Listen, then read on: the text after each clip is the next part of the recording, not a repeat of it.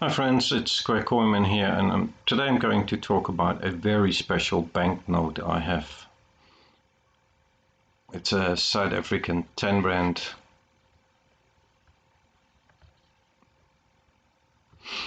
and here you can see the banknote. It's actually it's nothing special, but I will tell you the story how eventually this banknote saved my life and why it is so precious for me. Before I will tell the story, I have to explain that this is a tube chain, and that means that I will ask another YouTuber to tell a story or show his best banknote. You can read everything about it in the description.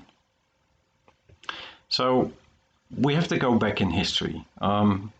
Many years back in South Africa, there was apartheid, which pretty much means that there was a segregation between the white and the black people.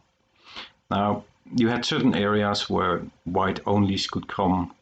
There was a divide in the education. Black people didn't have the right to vote. And in Denmark, where I live, the dock workers were some of the first people to actually try to fight against apartheid. They organized boycotts.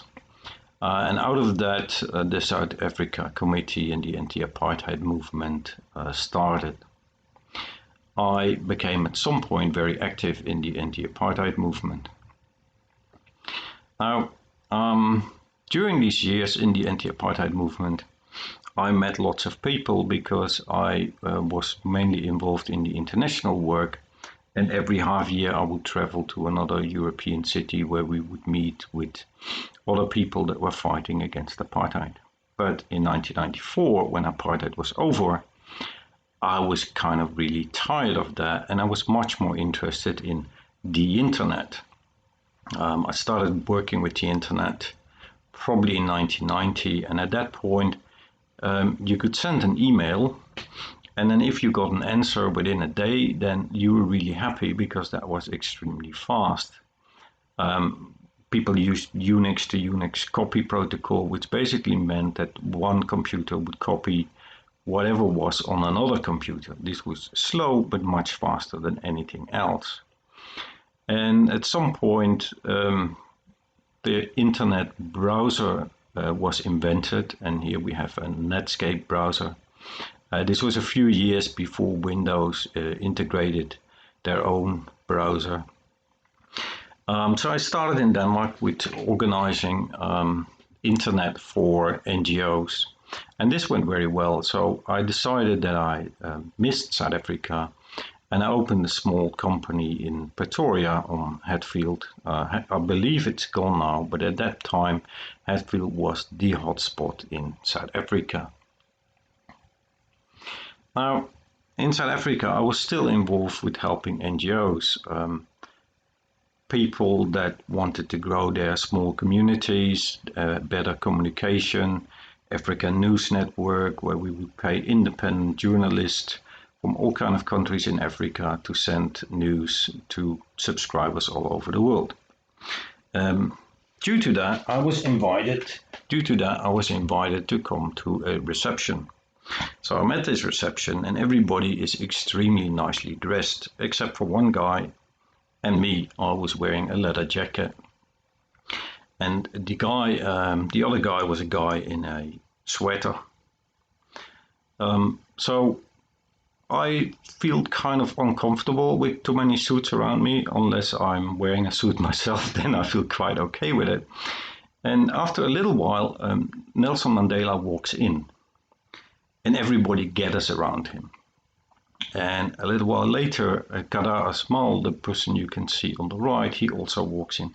Now, I knew Kadar because Kadar was a professor in international law and specifically human rights in Dublin, and I visited him many times before with regards to anti-apartheid things, but at some point he invites me to come to a meeting or a talk or something, and I honestly say to him, listen, Kadar, it's probably very interesting, but I would like to visit a coin shop, so I'm going to pass. And he remembers that. Now, we're at the reception and everybody is like a big group of sheep standing around Mandela, and Kadar sees me and he goes to Mandela and he whispers something in his ear. And Mandela goes to one of his bodyguards. He talks for a few seconds with the bodyguard, and the bodyguard takes something out of his pocket, gives it to Mandela, and Mandela walks up to me. And he says, "Look, thank you very much for everything you've done for South Africa. I hear you collect money, and you probably have this one already, but still I would like to give you this." And he gives me a 10 rand note, this note. Now, first of all, I was ecstatic. The president of South Africa was giving me a present. So I didn't want to say, look, I actually only collect coins. And secondly, when a person that's been in jail for 30 years gives you something, you're not going to argue with him. You just say, thank you very much. And so I was really, really pleased and happy. Anyway, so then Mandela turns around and he pretty much leaves, and Kadar leaves, and a few of the others leave. So I continue talking with the guy in the wheelchair. He was very friendly, and he was very much interested in internet. So on my way out, he's also leaving. He says, "Wow, I really like your leather jacket." Now, remember, I had just a fantastic day, and so I say to him, "Listen, you can have it." And he says, no, it's your jacket, you know. "But where did you get it?" I said, "Well, I bought it in Turkey. I'm going there in 2 weeks' time. I can bring you one." And he says, "Yeah, that would be really nice. Here's my phone number." And he gives me his phone number. And I go to Turkey and I find him a leather jacket. And a few weeks later, I'm again in South Africa and I give him a call. And I ask him, "Are you busy?" No, I'm not busy. And he says, "Well, how are you doing?" Blah, blah. And I said, "Well, actually, I have a present for you. I bought you a leather jacket." And he says, "Okay, well, I'll send you a driver and then you can come." Okay, cool. So I explain where I stay. I stay in the Holiday Inn in Pretoria. I pack the jacket and I go down to the lobby, and a bit later there's a driver, a chauffeur, that opens a car for me and says, "Well, please." So we drive and he drives to this building. This is the Union Building. And I was having tea exactly there where the little yellow arrow is. And while we're having tea, actually, I was having a cola, but Mr. Schalke was having a tea. At some point, Mandela walks in and he says, "Sway, do you have some time?" And so I'm left there at the balcony alone, and 5 minutes, 10 minutes, and then Sway comes back. Now, at that point, I realized, okay, this person is not just somebody. He is somehow something important. And this also explains why Mandela didn't talk to him at the reception, and he didn't talk back, or he didn't seem to be that impressed, which obviously I was. Okay, so we become friends, and a little while later I was supposed to go and eat with him. I go to the restaurant and he doesn't show up, and okay, that's strange, right? Something must have happened. And a few days later I found out that his sister died and he had to leave to go to Cape Town to take care of his nephew. So, okay, now this is not the end of the story. Many years later, I started a biotech company. A company that created small plants that would change color when they would grow on top of landmines. Now, I don't know if you can see it, but where the yellow arrow is, there you see some red plants. And also on the first picture, you can see some in the upper right corner. This went well, and at some point we decided to go to Angola and Namibia to test this.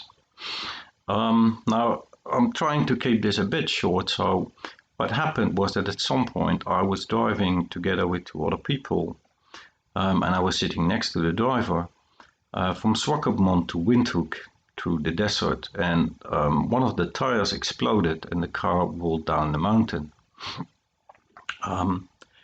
Long story short, I broke my neck 3 places and I was brought back to the hospital in Swakopmund, stayed there for a day, and was then transferred to the hospital, the Catholic hospital in Windhoek. Now, I had a good insurance, so I'd call my insurance company, and they talked to the doctor, and the doctor said, look, he has his neck broken 3 places. We don't have anything we can do for him here. You either come him or he's dead in a day, because he's not going to survive this. Now you can see the blue arrow. It's pointing to the ceiling. It was one of those ceilings where there were many holes. So I would lay there and try not to move and count holes. Remember, it's 40 degrees, you're sweaty. Eventually you get wounds on your back just from laying in your own sweat. And so the next day, the insurance company didn't send anybody. So I called them again and I said, look, what's going on? Yeah, I'm sorry, but tomorrow somebody will come. They said to me 5 days in a row, tomorrow somebody will come. But nobody was coming. So after 5 days, I'm very patient, but eventually I lost my patience. So I thought, okay, this is not going to work. They just leave me. They're not going to do anything. And then I started thinking, okay, what can I do? How can I get out of this situation? Now, I remembered the guy in the wheelchair, my friend. Now, he was shot during the Soweto uprising, and his friends carried him home. This is not him, this is another famous picture on the left. They carried him home and he wasn't treated. And eventually, because he wasn't treated, he ended up in a wheelchair. So I had his number and I called him. And I said, look, I'm in the hospital in Namibia. My insurance company is not doing anything. I have a problem. He says, oh, hang on. I'll just ask Madiba. And Madiba is a nickname or an honorable name for Mandela. So he goes over to Mandela and Mandela said, don't worry, I'll fix it. Now, Mandela calls the insurance company and he tells them very simple, either you made a mistake and you fix it now, or I make sure that you never work in Africa again, not only in South Africa, but in any country where I have friends. I will make sure you won't work anymore. Okay, so Swape tells me that, and approximately 10 minutes later, the legal boss of the insurance company calls me and says, look, we're really sorry, made a big mistake. We pick you up tomorrow. We rented an airplane in Madagascar. It's on its way, and we will bring you to South Africa to a very good hospital. We will take care of everything. Now, they did. The next day, there was a special airplane, 2 pilots, 2 nurses, even South African doctors. They put me in a big bag. They sucked out the air so I couldn't move and flew me to South Africa. And I was a few days there, and from there they sent me to Denmark. And in Denmark I had a year with full of operations. I had a few. Where the blue arrows are, you can see they are cuts. That's where they cut me open to put screws in my neck. I'm fine now. I still have a bit of a stiff neck and I still have my banknote. Now, I hope you enjoyed the story. For me, of course, this note is priceless. If you want to hear more stories, click on any of the 2 cards. And this goes to Monetized History. Now it's his turn to come up with a good story or explain why he has a special note. And if you like this, please like and subscribe, and thank you for watching.